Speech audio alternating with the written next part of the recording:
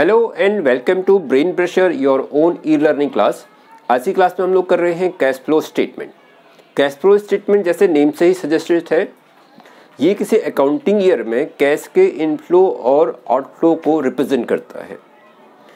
Cash flow statement को तीन part में डिवीजन करते हैं: cash flow from operating activities, cash flow from investing activities और cash flow from financing activities. तो जो कैश का फ्लो है उसको बेसिकली तीन पार्ट में डिवीजन किया है: ऑपरेटिंग एक्टिविटीज, इन्वेस्टिंग एक्टिविटीज और फाइनेंसिंग एक्टिविटीज में। सबसे पहले कैश मींस व्हाट। कैश को हम लोग तीन पार्ट में डिवीजन करते हैं। कैश मींस व्हाट, तो कैश मींस एक लिक्विड कैश जो फर्म के इन हैंड है at any point of time. Cash most liquid part है, तो कैश में एक तो हमारे पास कैश इन हैंड,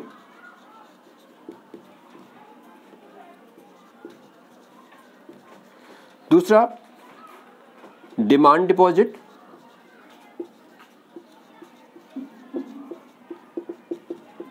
और थर्ड मार्केटेबल सिक्योरिटीज।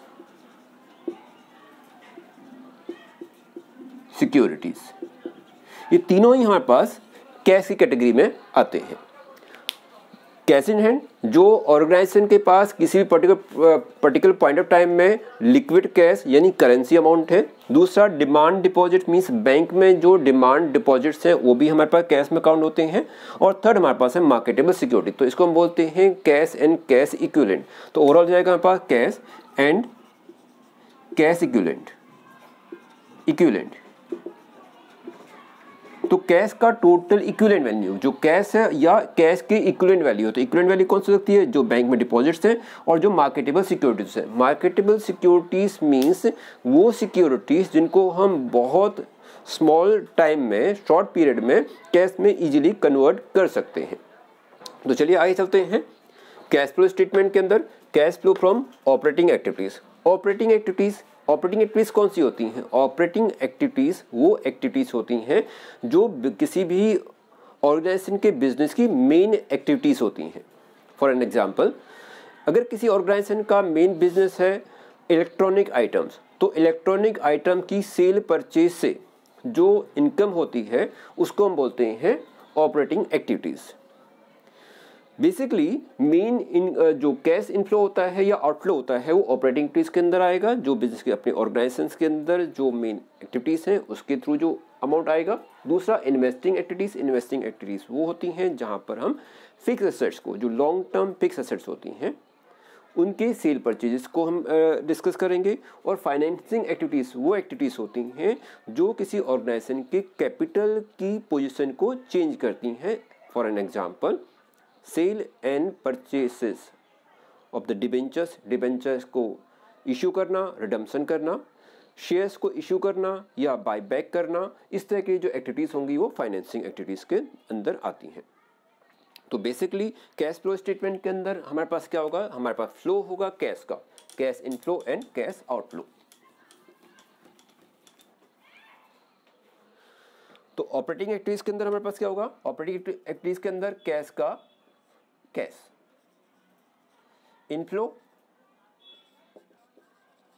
और कैश आउटफ्लो। सिमिलरली यहां पर भी हमारे पास कैश का इनफ्लो और outflow, inflow of cash and outflow of cash. Similarly inflow cash और outflow cash.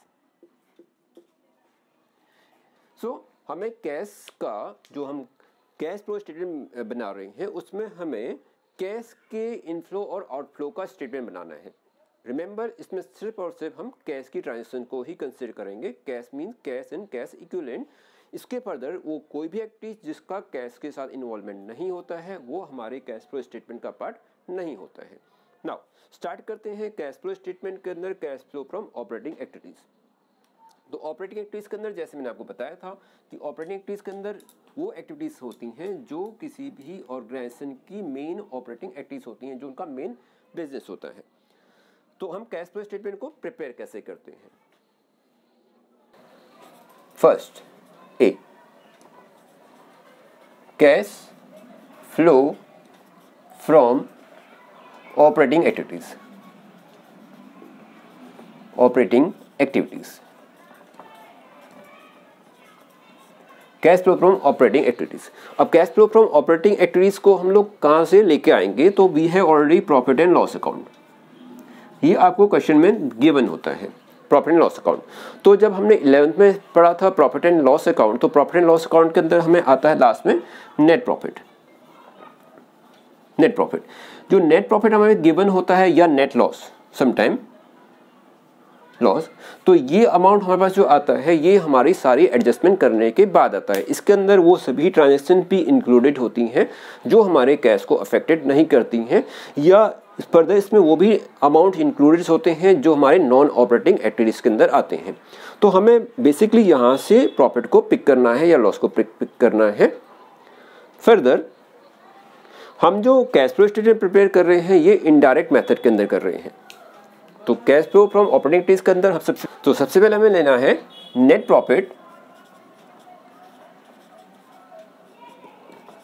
Before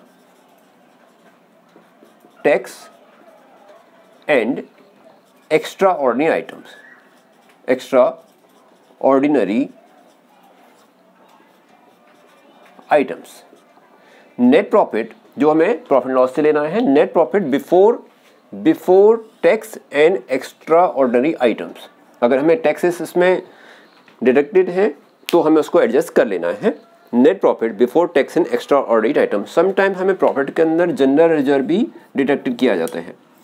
general reserve कौन सा होता है? प्रॉफिट का वो पार्ट जो हमने अपने पास रिजर्व में ट्रांसफर कर दिया है बट ये डिस्ट्रीब्यूट नहीं किया है, तो इसको भी हमें ऐड बैक कर लेना है। मीन्स अगर क्वेश्चन के अंदर हमें प्रॉफिट दिया हुआ है और जनरल रिजर्व भी सेपरेटली दिया हुआ है तो जनरल रिजर्व को हम प्रॉफिट में ऐड बैक कर लेंगे।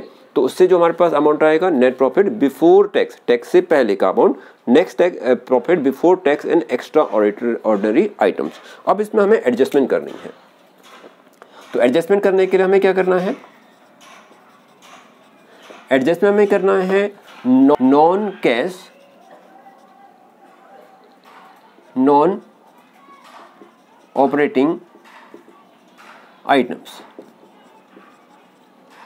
हमें उन आइटम्स को इसमें ऐड बैक करना है या सब्ट्रैक्ट करना है जो नॉन कैश है और जो नॉन ऑपरेटिंग आइटम्स के अंदर आती हैं। तो हमें ऐड क्या करना है इसमें? हमें ऐड करने हैं डेप्रीसिएशन। इस अमाउंट में हमें ऐड करना है depreciation, because depreciation non cash item है, वो हमारे प्रॉफिट को रिड्यूस करता है बट वो हमारे कैश को अफेक्टेड नहीं करता, इसलिए हमने डेप्रीसिएशन को ऐड करना है। प्लस हमें करना है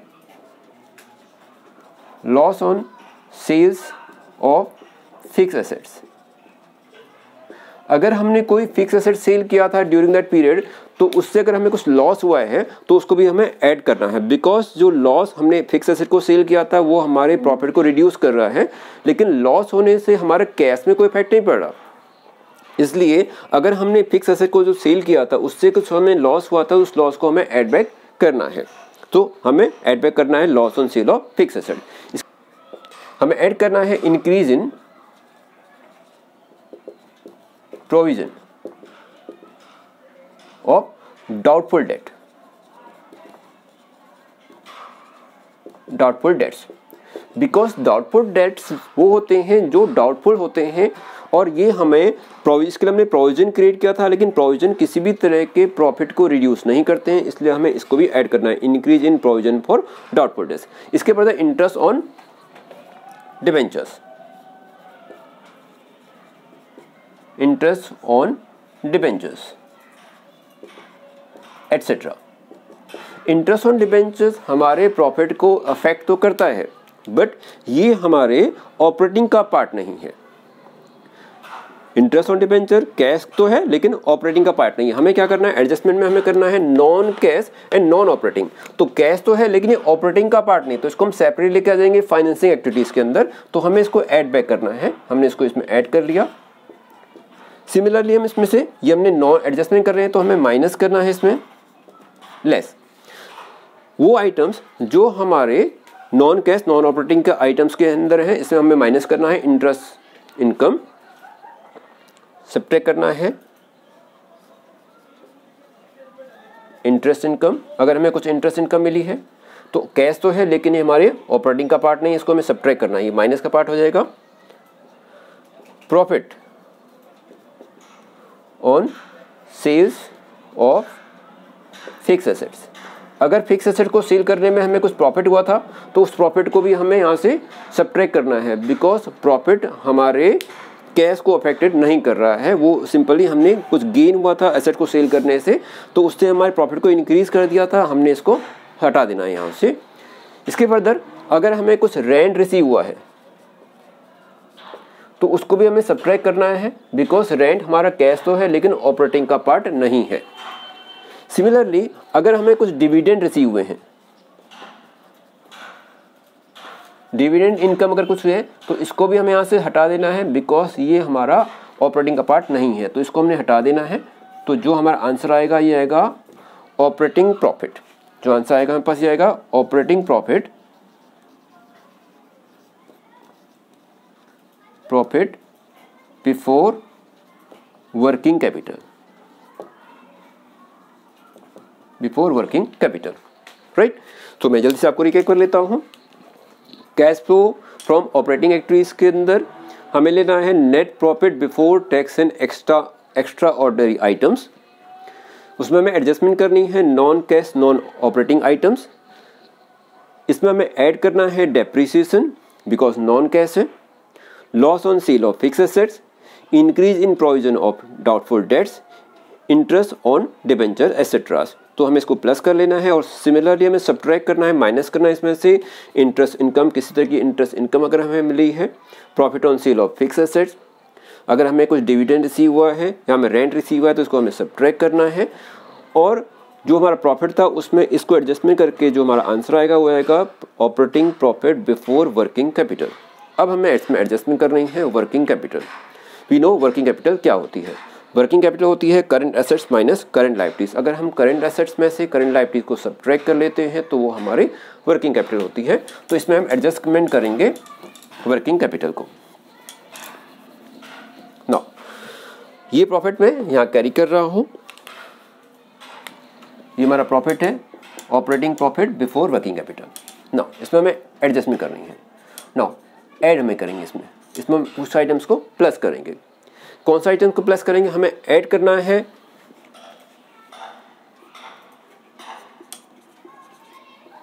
डिक्रीज इन करंट एसेट्स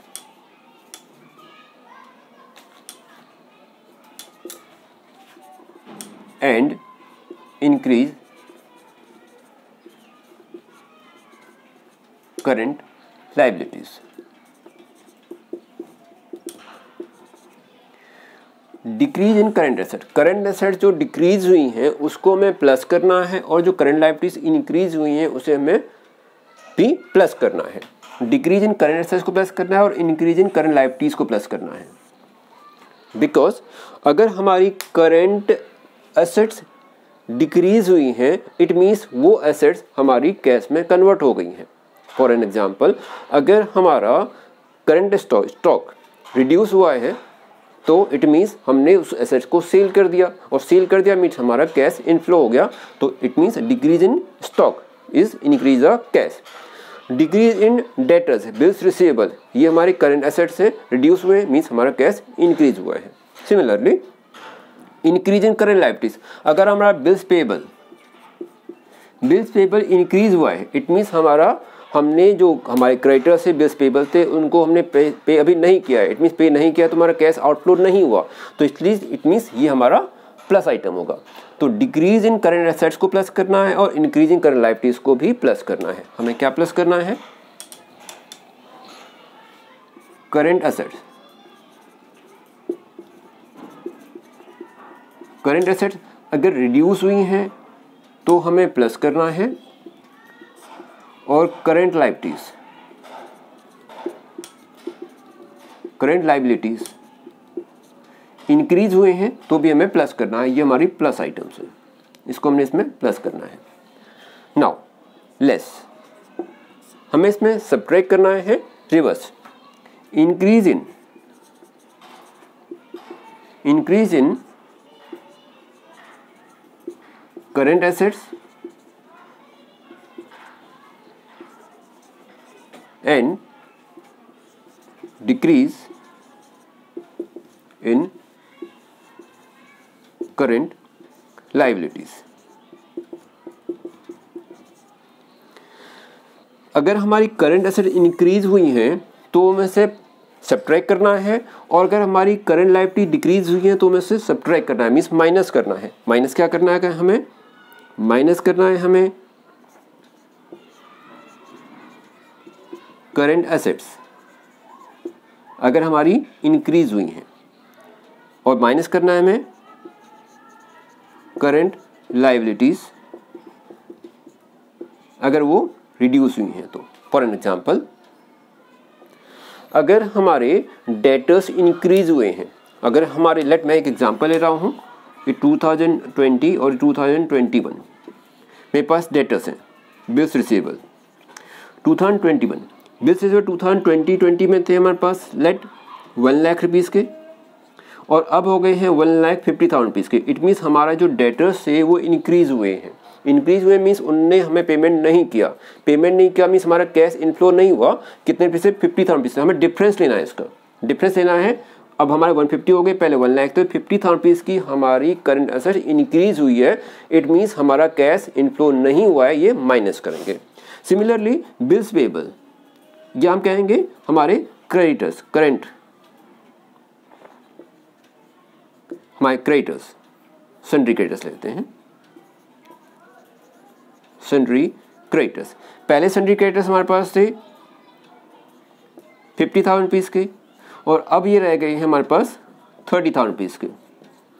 तो पहले 50,000 रुपीज़ क्रेडिटर थे, अब 30,000 रुपीज़ के रह गए हैं। इट मीन्स इसमें 20,000 रुपीज़ के हमारे जो क्रेडिटर्स है वो रिड्यूस हो गए। Means what? It means we had paid to them, हमने उनको 20,000 रुपीज़ का पेमेंट कर दिया। जब हमने पेमेंट कर दिया तो हमारा कैश रिड्यूस हो गया। तो अगर हमारे सन्ड्री क्रेडिटर्स यानी हमारी करंट लायबिलिटीज रिड्यूस होती हैं तो आपको माइनस करना है, और करंट एसेट इंक्रीज होते हैं तो भी आपको माइनस करना है। इसके अंदर करंट एसेट्स और करंट लायबिलिटीज का आपको डिटेल में इन्फॉर्मेशन पता होना चाहिए कि हमारी करंट एसेट्स कौन सी होती हैं, करंट लायबिलिटीज कौन सी होती हैं। नाउ एडजस्टमेंट करने के बाद ये आपने सब्जेक्ट के लिया, नाउ हमने इसको एडजस्ट कर लिया है।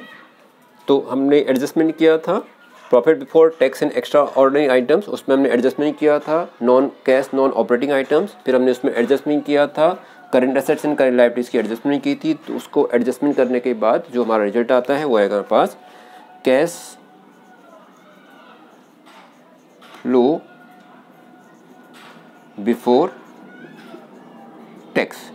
तो ये हमारे पास आ गया cash flow before tax and after working capital. अब इसमें हमें माइनस करना है लेस टैक्स पेड। अगर हमने कुछ टैक्स पेमेंट किया है अपने बिजनेस ऑपरेशन के लिए तो उस टैक्स पेड को आपको सब्ट्रैक्ट करना है। यहाँ पे पहले टैक्स हमने यहाँ पे ऐड कर लिया था, अब हमने इसको टैक्स पेड को माइनस करना है। यहाँ टैक्स पेड हो गया, इसमें से हमें सब्ट्रैक्ट करना है लेस या ऐड। ये मीन्स प्लस और माइनस हो सकता है आपका दोनों। Extra ordinary items, extra ordinary items में प्लस माइनस करना है। अगर कैश इनफ्लो है तो आपको प्लस करना है, आउटफ्लो है तो सब्ट्रैक्ट करना है। तो जो हमारा आंसर आएगा वो जाएगा cash flow from operating activities. ये आपका आ गया cash flow from operating activities. ये हमारा कैश फ्लो का फर्स्ट पार्ट कंप्लीट हो रहा है। फर्स्ट मैं फिर से आपको रिकैप करता हूँ। Cash flow statement, cash flow statement को बेसिकली हम 3 पार्ट में डिवीजन करते हैं। Cash flow from operating activities, cash flow from investing activities और cash flow from financing activities. तो cash flow from operating activities के अंदर सबसे पहले हम लेंगे कैश फ्लो फ्रॉम ऑपरेटिव्स के net profit before tax and extraordinary item. Net profit before, ये बिफोर टैक्स है, इसमें अगर टैक्स का एडजस्टमेंट जो भी है उसे एडजस्ट कर लेना है। नाउ हमें इसमें एडजस्टमेंट करनी है non cash non operating activities. Non cash non operating activities के अंदर जो भी हमारे पास नॉन कैश आइटम्स हैं उसमें ऐड लेस करना है, उसको ऐड लेस करने के बाद हमारे पास जो आंसर आएगा वो आएगा cash flow from before working capital. Now हमें इसमें एडजस्टमेंट करनी है करंट एसेट और करंट लायबिलिटीज़ की। Decrease in current assets increase in current liabilities को प्लस करना है और increase in current assets decrease in current liabilities को हमें सब्ट्रैक्ट करना है। हमारा जो आंसर आएगा वो इसके बाद आएगा cash flow before tax, subtract करना है टैक्स पेड। नेक्स्ट अमाउंट आएगा प्लस माइनस करना है एक्स्ट्रा ऑर्डिनरी आइटम्स। तो जो आंसर आएगा हमारे पास आएगा उसे बोलेंगे cash flow from operating activities. Next class में हम लोग cash flow from investing activities को डिस्कस करेंगे। Thank you for watching.